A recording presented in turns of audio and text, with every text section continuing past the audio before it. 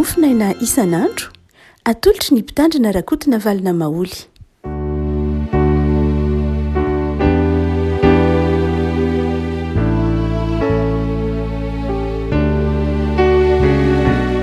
Falmirapa-tsika ariavako malala tratry dia sabotsy faharoa amby roapolo ny volana oktobra ity. Ny mofinaina avalahatra ho tsika anio dia ny boky Josuà toko faharoa amby roapolo. Josuà toko faharoa amby roapolo andiny faraika amby roapolo ka hatramin'ny fahasivy amby roapolo. Josuà toko faharoa amby roapolo andiny faraika amby roapolo ka hatramin'ny fahasivy amby roapolo. Vakintsika amin'ny anaran'i Jesosy. Dia namaly ny tanan-kirobena sy Gada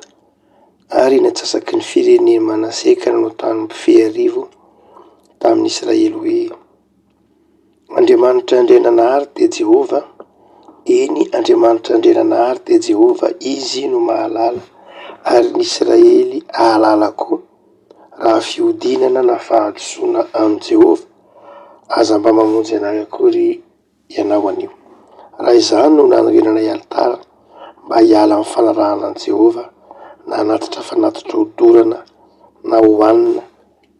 na fanatim-pihavanana eo amboniny, dia aoka Jehova no anadina.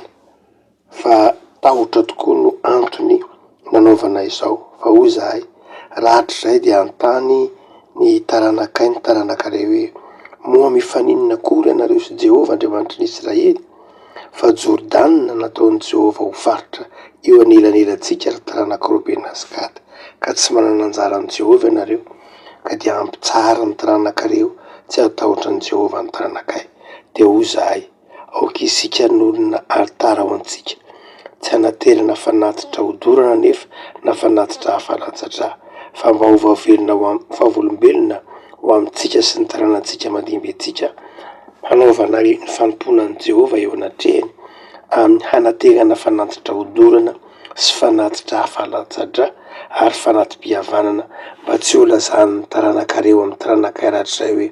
tsy manana anjara amin'ny Jehova ianareo. Ary hoy izahay, raha tahiny lazainy aminaina ny taranakay izany rahatrizay dia ataony hoe: jereo ny endriky ny alitaran'i Jehova izay nataon'ny razanay, tsy hanaterana fanatitra hodorana nefa na fanatitra hafa alatsadra, fa mba ho vavolombelona ho antsika rotota. Sanatry aminay raha iodina amin'ny Jehova ka hiala anio amin'ny fanarahana an'i Jehova, ary n'olona alitara hanaterana fanatitra hodorana na fanatitra hohanina na fanatitra hafalatsadra afa-tsy ny alitaran'i Jehova Andriamanitsika izay eo anoloan'ny tabernakely. Ray masino, manamasinanay amin'ny fahamarinana, ny teninao ny fahamarinana. Amen. Ravana ny zara mofinaina ho antsika amin'ity sabotsy izay faran'ny herinandro ity dia mikasika ny bokin'ny Josuà toko faharoa amby roapolo andiny faraika amby roapolo ka hatramin'ny andiny fahasivy amby roapolo. Ilay tantara dia mampiheritreritra ry havako malala satria mety misy lafin-javatra indraindray eo amin'ny fianakaviana, eo amin'ny fiangonana, misy zavatra tsy ampoizina mety ho mampisaraka, ary indraindray zavatra tsy ampoizina nefany mety miteraka fifampitsarana. Misy fomba fijery samy hafa izay tsy ampoizina ary samy manana ny fomba inijereny azy. Fa inona no mitranga? Rehefa tafita ny Jordanina ny zanak'Israely dia natao ny fizarana tany. Hitantsika natao ny filokana dia nizaraina ny tany Kanana. Rehefa nizaraina ny tany Kanana dia natao ny filokana dia nisy ampahany somary nahazo ny ataty ampitany andrefan'ny Jordanina. Ary dia hitantsika fa ny fireneny Robena, ny taranak'Robena zany sy Gada ary dia tsasaky ny fireneny Manase dia nahazo ny taty ampitany Jordanina. Zany hoe tsy tafatambatra tamin'ilay ilany atsinanana, fa nisy nahazo ny ampitandrefana. Ny fireneny Robena io dia Gada dia ny tsasaky ny fireneny Manase. Be dia be zany. Dia ireo ary izy ireo fa rehefa natao zany le filokana, le fizanino zany tsy nisy ny safidy fa natao ny filokana. Natao hoe filokana dia mazava ho azy natao tirage au sort. dia tsy nisy ny safidy dia izy ireo zany ny somary nahazo ny sisiny indrindra ary sisiny somary taty apita ny Jordan azy dia tsy afaka nandana ina mihitsy izy fa zay ny anjarany. Ny fian'ny foky rehetra de nahazo taty amin'ny ilany tsy nanana nahazo ny lonaka sy ny lemaka tsara ry Joda ry Efraima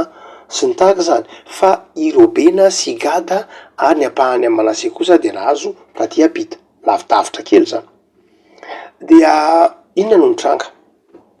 rehefa taty apita reo fireneny reo izy telo mirahalahy reo zany, io ny taranany zany de hoe mahatsiaro hoe to irery izy totra niavaka satria nisy lay reniranony Jordan manelanelana azy amin'ny foko sivy sy tapany zany. Dia ina nataon'izy ireo nanangana tsangam-bato izy, nanangana alitara lehibe izy izay nataony zany ho famantarana ilay firaisana amin'ny riria amin'ny ilany famantarana ho an'ny taranany zany. Dia io fanongonongonina niteraka fomba fijery hafahafa be tam'le ry foko sivy hafa de ry apita zany hoe to manangana alitara hafa ny taranaky Robena sy ny taranaky Manase ary ny taranaky Gada, to miataka amitsika izy. Hitatsika eo amin'ny bokin'ny Josua toko faefatra fa efa nisy vato 12 natsangana ho famantarana ny maharaitsy mivaky ny fireneny zanak'Israely. Kanefa jereo reto izy ry apiteria fa sady efa eny apita izy no mbola manangana alitara hafa ary alitara zay hanompony Andriamanitra hafa io, alitara zay tsy ny rahan'Andriamanitra mihitsy izy hanorona an'io alitara io, ary dia so de miala amin'Andriamanitra mitarika fiarana amin'Andriamanitra zany ka manjary manimba ny fireneny Israely manontolo. Dia nivory ny lohan'ny fianakaviana rehetra ty amin'ny efatra ambin'ny folo amin'ny toko 12 de nivory no mpianakaviana rehetra tao amin'ny Israely ary de nanomboka azo lasaina mihitsy hoe vonona iady tamin'ny taranaky Robena sy Gada ary Manase. Efa inona ny ty ataonareo? Ampididoza amin'ny fireneny Israely nareo, to manangana alitara amin'ny anaranareo manokana ianareo, to manangana alitara izay anontonareo Andriamanitra hafa angaha ianareo, adinonareo anga ny nahazo anikana, adinonareo anga ny tantara zay nahazo atsika tany anefitra, tsy nandika ny Iakana zanaky Zera ny nandraisany zavatra voaozana fampatsahivana zany amin'ny 12 sy ny sisa rehetra ary niteraka fahavoazana ho an'ny fiangonana. Io lehilahy anankiray fotsiny mantsany Akana zany dia ampy niteraka ny fahatezeran'Andriamanitra ka adinonareo ve tany anefitra, ka ino ny ty ataonareo telo mirahalahy foko moa zany, fa zany hoe tsy olona anankitelo fa olona be dehibe, ny fokony Gada, ny fokony Robena sy ny fokony sasaky ny fokony Manase, so ampididoza aminay nareo fa tsy mety zao ataonareo zao. Dia teo no ny 19 sy 19 zay mofonainao atsika de nanazava ireto tsy voatonona ny taranaky Gada manao hoe milaza marina aminareo zahay fa io tsangam-bato io na io alitara io de zao tsy nanaovanay tsy nataonay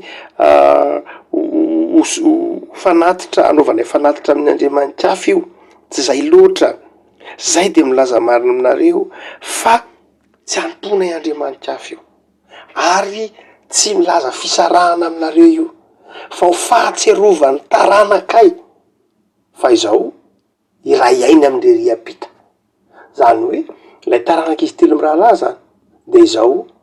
nanao tsangam-bato izy sao adinon'ireo taranany aty apita manao hoe hafa izy satria ry apita zany hoe nataonay ozy izy ho an'ny taranakay mba ho tsaron'ny taranakay fa izao tsy afy zay fa miaraka aminareo eny apita ihany, fa milaza marina aminareo zay eto anatrehan'Andriamanitra fa tsy meritreritra ny zany. 19 hoy ny taranaky Gada, Robena, Manase manao hoe sanatria aminay raha iodina amin'ny Jehova ka hiala anio amin'ny fanarahana any Jehova, hanorina alitarana tena nafanatitra hodorana, nafanatitra hoana, nafanatitra hafalatsatra afa-tsy ny alitaran'i Jehova Andriamanitsika izay eo anoloan'ny taberna kely. Nitovy ny tantara moa zany a dia nazava aive kay zany ilay alitara tsy nataonareo isarahana amilay fiombonana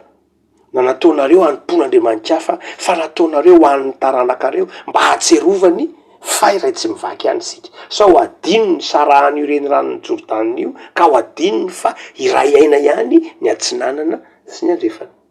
Afaka malala inona no mitranga raha ny fiaina kristianina, raha ampiarina fiaina kristianina zany tantara zany, inona no mitranga dia voalohany de zao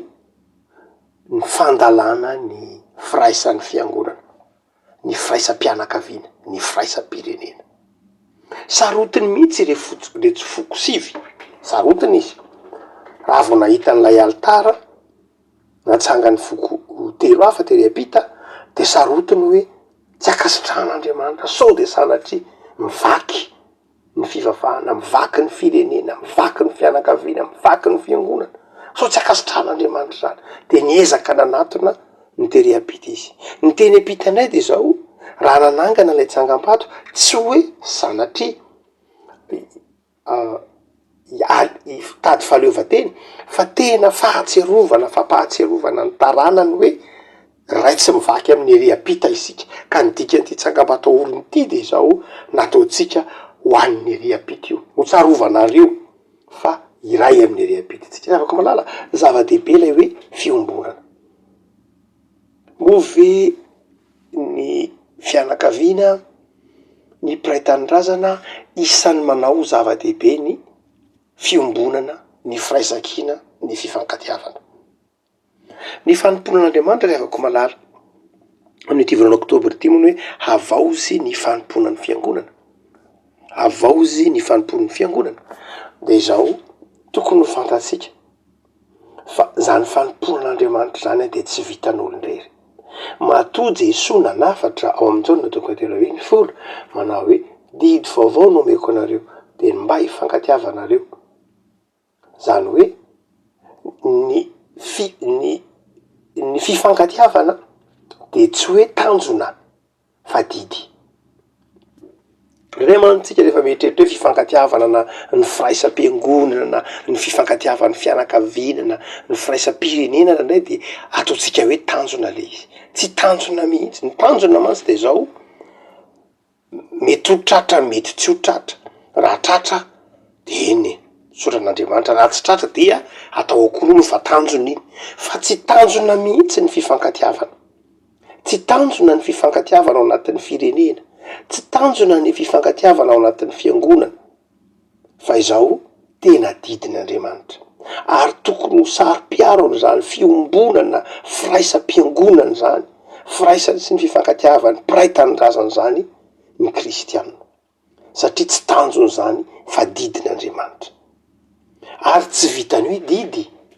fa fitaovana mihitsy ko aza, tsy vitatsika ny asa fanompona raha tsy mifankatia isika. Melonina ny rahan'i Jesoa ny mpianatra de nafarany hoe mifankatiava alohanareo, zany hoe ny asan'Andriamanitra tsy vita raha tsy ao anatin'ny fifankatiavana, tsy misy asa fanompona vita ao anatina fisarahana, tsy misy asa fanompona vita ao anatin'ny ady saritaka, tsy misy fianakaviana mahavita miaina sambatra ao anatin'ny fisaraham-bazana, fa mba hatratrarantsika ny tanjona hoe fitorianany filazantsara manerana an'izao tontolo zao de tsy maintsy mifankatia ny mpino. Ny taon'ny Jesoa aloha mpino ahifamela, ahifankatia vao ny taony hoe mandehana makany am'izao tontolo zao ianareo ka mitoriany filazantsara amin'ny olombelona rehetra. Raha mbola lany andro miady, lany andro misaraka, lany andro mifanaratsy ny mpino de zao tsy ho vitany fitoriana filazantsara eto ambonin'ny tany, tsy vitany. Tsy ahoana no ahavitanao rery, ahoana no ahavitanao olombitsy rery ny fitoriana ny filazantsara amina olona 7,000 tapitrisa eto ambonin'ny tany raha tsy miombona izy, raha tsy mifankatia izy, raha tsy miray aina izy. Ary io efa tenenin'i Jesoa manao hoe ny fianakaviana miady ny firenena miady an-trano ange tsy mahavita na inona na inona, raha ve tsy maharitry. no zany reafako malala de zao zava-dehibe ny ahatserovany mpino zay nambarany Josoa toko fa romborobola eto hoe tokony ho sary-piaro am'zany firaisan'ny fiangonana izany ary tsy hoe satria baikony Jesoa izy mazava ho azy tsy hoe sarobidy le izy satria hoe firaisana fa tena fitaovana mihitsy tsy vitatsika mihitsy ilay fanompona raha tsy mifankatiatsika ny asan'Andriamanitra tsy vita raha tsy atao anatina fifankatiavana raha tsy atao anatina fiombonana zay nahatonga anyreto aveny andafy antsinanana nezakazakana monjy ny teny andafy andrefana hoe ino ty ataonareo so de misaraka aminay nareo ka matahotra zahay ho tsarain'Andriamanitra amin'io sika raha misaraka zay nahatonga ny tato andrefana nanorona tsangabato manao hoe ity tsangabato ty de ho mariky ny famantarana fa izao iray aina amin'ny andafy antsinanana ihany sika revako malala enganeo kristianina anao zava-dehibe ny afatra Jesoa isika na de maro aza de iray ihany na de maro aza de iray ihany ka atsiaro fa ny fifankatiavana sy ny fiombonana de fitaovana sarobidy afatahana maha kristianina atsika nefa koa afahatsika mananateraka ny fanompona fa ny faharoa lehibe zay aseho ny tendentsodramasiny ty koa de zao ny fifanantonana ny resaka nisy ilay renirano ny Jordanina nampisaraka mazava ho azy ara-jeografia io satria lehibe zany le tanànany Kanana de rehefa natao ny vote na ny tirage au sort no marina koa dia mazava ho azy ny filokana zany dia lasa nahazo ny tany andafy andrefana ny foko anakoroso sasany ary nytatetafatsinana ny foko sasany sarahany renirano lehibe any Jordanina io zany le renirano zay namakivaky le firenena dia indraindray afako malala raha toka tarafina inona moa le Jordanina io inona moa le Jordanina io le Jordanina nge lay renirano zay tsy inona tsy akory fa nanaovana batisa any Jesoa rehefa miteny hoe Jordanina ianao de anao anatin'ny sainao batisa zay ary indraindray dia betsaka ny mbola tsapatsika hoe am'izao andro ankehitriny zao de indraindray ny batisa mbola fitaovana ampiasain'ny olona ho fampisarahana tahaka an'le ranony Jordanina nampisaraka ny foko 20 nampisaraka an'ilay fiangonany Israely de zay sary re manao hoe mitandrema tsara fa i Jordanina tsy fitaovana fampisarahana akory fa mifanohitra am'izay fitaovana mampiray zay mahatonga ny Paoly ny teny manao hoe iray ny batisa iray ny fanahy no zany de zao indraindray misy olona mivoy Jordanina hafa mihitsy zany hoe mivoy batisa hafa mihitsy ka miteraka fisarahana fa i Jordanina de eo afovoany ny fireneny Israely ka manjary fanadiovana azy manjary fampiombonana azy lay batisa de zao tsy fitaovana mampisaraka mihitsy fa mifanohitra am'izay ny batisa de fitaovana ny men'Andriamanitra na fanehoana amin'ny fomba hita maso no men'Andriamanitra atsika fa iray ihany isika fa noho ny mahampanotra atsika de zao lasa lay ranony Jordanina mampisaraka no hitatsika tahak'izay nitrangy eto de mila mibebaka sika ndray afaka malala mila mibebaka sika satria ndray lay fanomezana ny men'Andriamanitra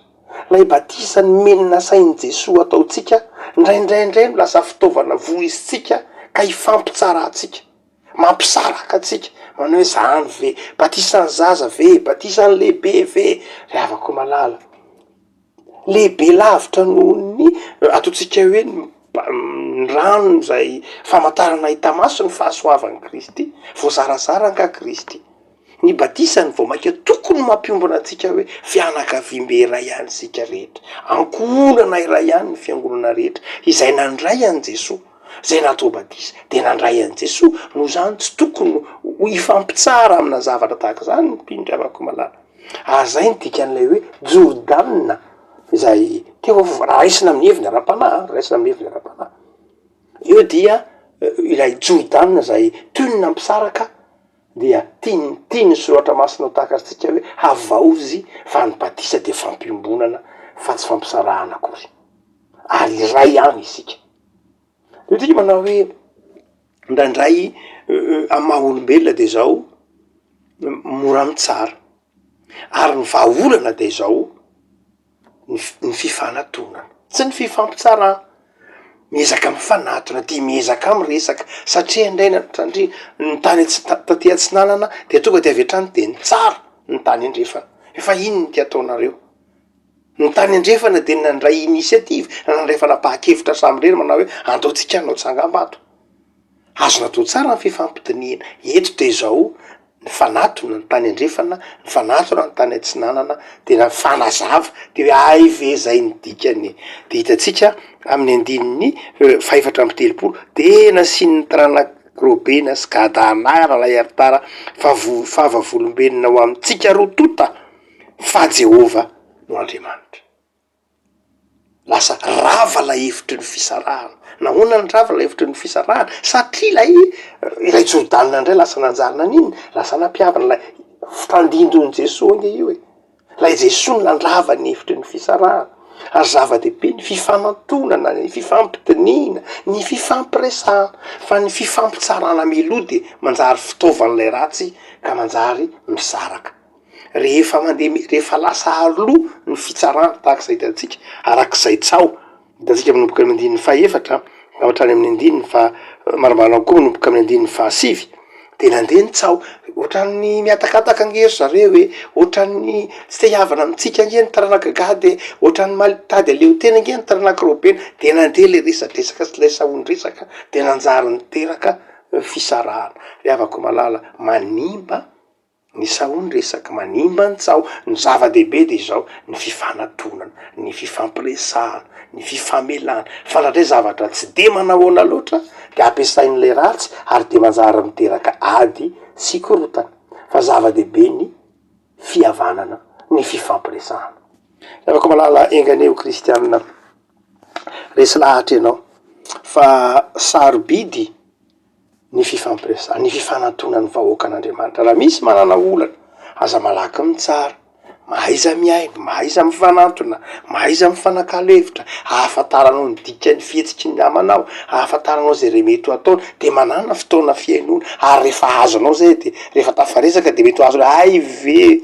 ve zay ka iny dikany iny fa tsy voatery hoe ratsy foana akory ny olona tsy voatery hoe ratsy foana ny rahalahinao izy aza nampalahelo ny tokana kely tare amin'ny ilany tariny taranakirobena sy taranakigada ary izy ary mba tarepita tare dia mbola nitsarainy le rehatanirany ray no zany dia zao aza malaky ny tsara fa mahaiza miaino mahaiza manatona mahaiza mifanakalo hevitra ary loloavy atampon-doha ny firaisan'ny fiangonana ny fifankatiavana ny firaisam-pirenena ny fifamelana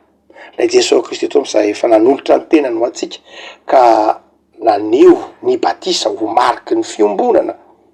izy anie hitahiry anao mba hiala amin'ny fifampitsarana ny fisarahana fa hitahiry ny mpino sy ny fiangonana ao anatin'ny vatana iray anao amin'ny Kristy araka ny tononkirany-drapahary hoe tapain'ny hevi-diso kanefa tena iray tapain'ny hevi-diso sy ny fampianaran-diso isan-karazany ary dia kanefa dia matsiaro hoe tena iray ny fiangonana hoy ilay tononkirany paster Rabary zay tsika tsenjery tsara ao amin'ny tononkirana valo ambin'ny folo sy roanjato manao hoe hoy izy manao hoe Jesosy no mpiandry ny fiangonanay ny feon'izy rery no feo fantatray ka tsy mba valamaro ny fiangonanay iray tsy aizaraina tapahy tomporay ny teny samy hafa ny fomba tsy miray tsy misy maharava ny fikambananay ny fanenjehana aza vao maika mampiray sy mahatsara laza ny fiangonanay mivavaka sika tompo misotranao zahay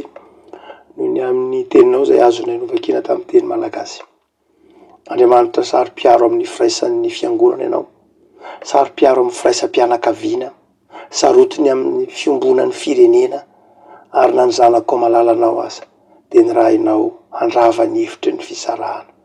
tsy manatoeranao aminao ny fifampitsarana ny fifanamelohana ny fisaraham-bazana fa efa narafitra ho tena iray ihany mpino ao amin'ny zanako malalanao manafatra anay koa ianao amin'ny fahatsiarovanay fa ny batisa dia nitory famelan-keloka ka dia iray ihany zahay ny amin'izany batisa izany iray ny batisa iray ny famonjena dia ampianary re tompo mba tsy hifampitsara fa lehibe lavitra noho nizay mety ho famantaranay tamaso ny fahasoavany zay natolotra ao anay tamin'ny fameran-keloka teo amin'ny hazo fijaliana. Mivavaka azy zay tompo, mivavaka ho an'ny fiangonanao, ho an'ny mpino tsirairay, ho an'ny tompona ndraiky anatin'ny fiangonana, terizo andalan'ny fiombonana sy ny firaisana. Azavelanao voazarazara ny fampianaran-diso, na ny fomba, na ny toetra. Azavelanao isamatsamaka ny fiangonanao fa terizo ho vavolombelon'ny fifankatiavana sy ny fiombonana. Naiza tompo hitoriana ny filazantsaranao, de tao am'izay rehetra mandray ny filazantsaranao ho ty fihavanana, ho ty fifankatiavana, andala fiombonana. Mivavaka ho an'ny tokantrano tsirairay avy, ho an'ny fiangonana tsirairay avy, ho an'ny fiangonana Jesosy Kristy eto Madagasikara, ho an'ny fiangonana miombona ao anatin'ny FFKM, ho an'ny fiangonana mitory anao Jesosy velona, terizo mba iombona ao anatin'ny fifankatiavana, ahatsiaro fa tsy vitan'olo tokana ary tsy natao an'olombitsy ny fitorian'ny filazantsara fa nataonao an'ny mpino. De amasiny ny fiangonanao, anao zava-dehibe ny fahamasinanao anatin'ny fiombonana amin'ny fitorian'ny filazantsara. Manapiny taranaka tsirairay avy, jereo ny taranakay andala ny fifankatiavana, ary de atao am'izay hampita amin'ny taranakay ny anafatra ny taranakay ny mandimby anay, ny hoavinay mba handary zany fifankatiavana sy fiombonana zany. Dia anapako amin'ny tokantrano misy any Tsiray avy anay Jesosy ny fiadananao sy ny fifalianao, ho anao ny dera sy ny lazary ny voninahitra fampitoero aminay, ny fahasoavana Jesosy. Amen.